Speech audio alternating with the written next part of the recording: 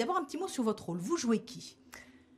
Alors, je joue le rôle de Léonore, une épouse, une mère qui est un peu la gardienne du temple, puisque c'est elle qui entretient la légende de ce grand homme qu'est Karl Frank, mort il y a peut-être 10 ou 20 ans.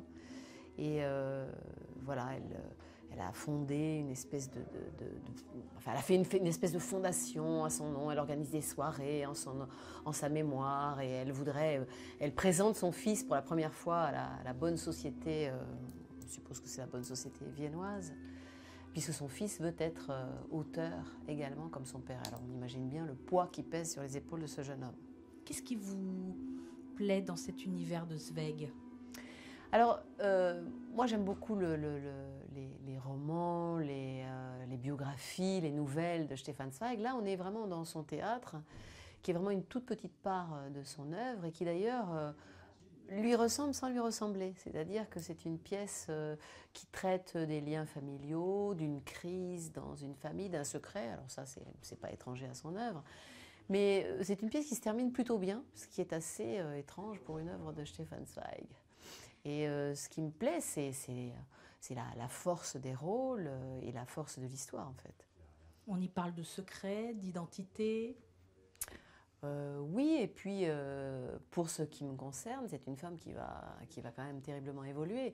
Elle a passé du stade de Vestale au stade de femme au bord de la crise de nerfs et femme dans la crise de nerfs et retournement de situation complet à la fin. Je ne peux pas en dire trop non plus.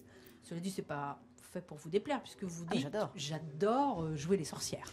Oui. Alors c'est une femme qui peut paraître comme ça très, très antipathique, très autoritaire, très entière, et qui règne un peu sur cette maison et qui met comme une espèce de chape de plomb sur ce secret et cette maison et cette famille. Et en même temps, on va s'apercevoir que, comme tout un chacun, elle est capable de craquer et de révéler une autre facette d'elle-même. Alors, on vous connaît chanteuse, bien sûr. Est-ce vrai? J'ai lu, je crois, dans Paris Match, j'ai toujours voulu être comédienne. Ah oui, moi j'ai commencé avec ça. C'est-à-dire que de 18 à 20 ans, j'ai fait du théâtre, j'ai fait des études de théâtre avant même de faire des études de chant. Donc oui, je voulais devenir comédienne. Mais comme j'avais une voix, je me suis dit que le plus court chemin pour moi et le plus sûr chemin pour être sûr d'aller sur scène interpréter le personnage, ça serait probablement grâce au chant. Et je ne me suis pas trompée puisque j'ai fait ce métier pendant 23 ans. Et pendant 30 ans, j'ai chanté de manière classique.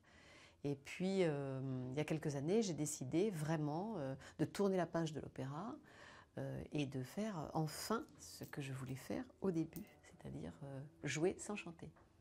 C'est fou d'attendre 50 ans. Non, enfin oui, d'attendre l'âge de 50 ans, vous voulez dire, oui. J'ai attendu 30 ans, en fait. Mais j'ai beaucoup de patience. Et quand vous êtes sur scène, comment vous êtes? Comment vous vous sentez? Moi, je me sens chez moi, au théâtre, plus encore qu'à l'opéra. Alors que c'est un métier extrêmement délicat, très, très différent de celui de chanteur. Parce que là, on est beaucoup plus dans les mots, on est beaucoup plus dans les sentiments, dans les émotions, et ces émotions qui changent d'une phrase à l'autre, en fait. Alors qu'en chant, on peut développer exactement le même sentiment ou la même émotion pendant un quart d'heure. On n'est pas du tout dans la même temporalité. Et là, au théâtre, c'est nous qui sommes maîtres du temps. C'est pas la musique. Alors qu'à l'opéra, évidemment, c'est la musique qui dicte le temps. Cela dit, au fond de vous, vous avez toujours été comédienne. Ah oui, moi j'ai toujours dit que j'étais une comédienne qui chante. Mais maintenant, je suis une comédienne qui parle. Ça se passe bien, les dernières répétitions? Vous êtes prête, là? On est à 2 heures. On est prêt, oui. Il est évident que c'est un spectacle qui va évoluer, qui va mûrir et qui va nous nourrir aussi énormément. Mais on a bien travaillé. Et je crois qu'on a très très envie de le jouer surtout. Dernière petite question concernant Christophe, votre metteur en scène, Christophe Lidon. Qu'est-ce que vous diriez de lui? Moi je dirais que c'est quelqu'un qui sait voir à travers les gens. Ça c'est une grande qualité pour un metteur en scène. Parce qu'il nous perce à jour. Et il nous pousse aussi dans nos retranchements. Ça c'est beau aussi. D'être à la fois porté et porter plus loin que ce qu'on aurait cru qu'on pouvait faire. Et il nous engage à nous donner toujours plus et toujours mieux à nos collègues et à nous-mêmes et au texte. Exigeant? Exigeant, très, très, très amoureux de ses comédiens, jaloux de ses comédiens, de sa famille. Et il a su aussi créer une famille avec nous 5.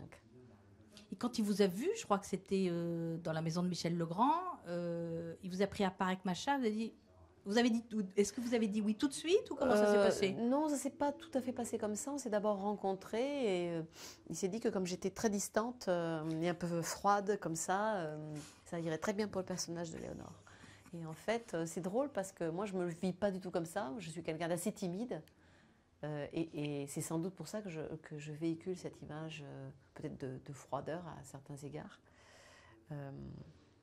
Mais donc, tant mieux si ça a pu l'inspirer pour me donner ce rôle, parce que c'est vraiment un très très très beau rôle.